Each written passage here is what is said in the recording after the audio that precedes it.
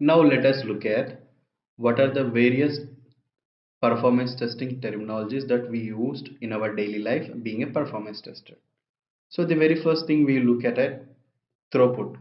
So in general terms, throughput is nothing but the amount of data that is being transmitted from one location to other location. Let's say if you take a traffic signal, so in a 1 minute, let's say all 100 vehicles are passing through a traffic signal. So we can say that traffic signal throughput is 100 vehicles per minute. Likewise, the throughput is nothing but in performance testing the amount of bytes that has been transmitted. And also we can determine in another way like the amount of transaction that can be carried out in a minute or in an hour or in a second.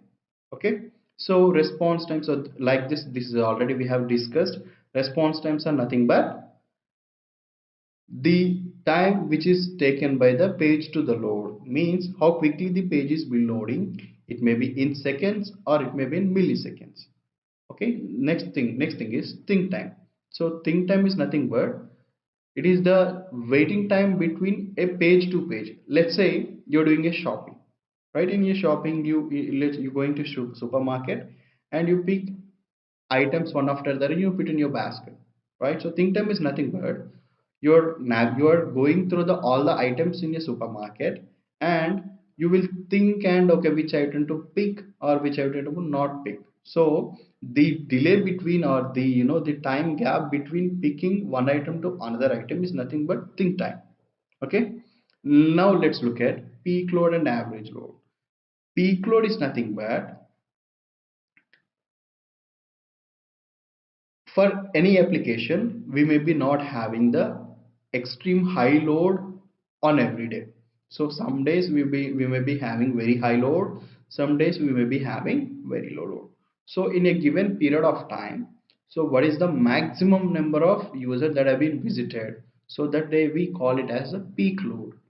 Average load is nothing but so a normal day where we don't have any specific offers. So user load is very normal or not even, it is not low, but user load is low, it is average, that we call it as average load.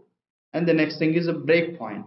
So breakpoint is nothing but where the system, as we just discussed about in types of performance testing, so breakpoint is nothing but where the application is breaking. Okay, and the stability and scalability. So stability is nothing but application should be available 24 by 7 without any failure. So that is nothing but application is stable throughout the day, right? And it is able to handle the peak load and average load and the normal load without any issues. So that is what the stability of the application.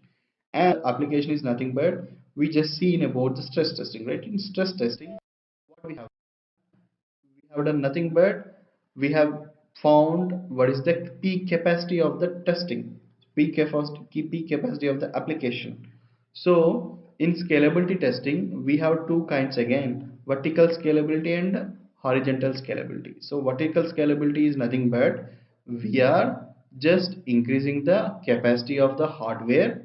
We are not changing the number of systems, just we are putting the number of systems as constant, and we are increasing the capacity of the system, let's say increasing the CPU, RAM and hard disk or the network.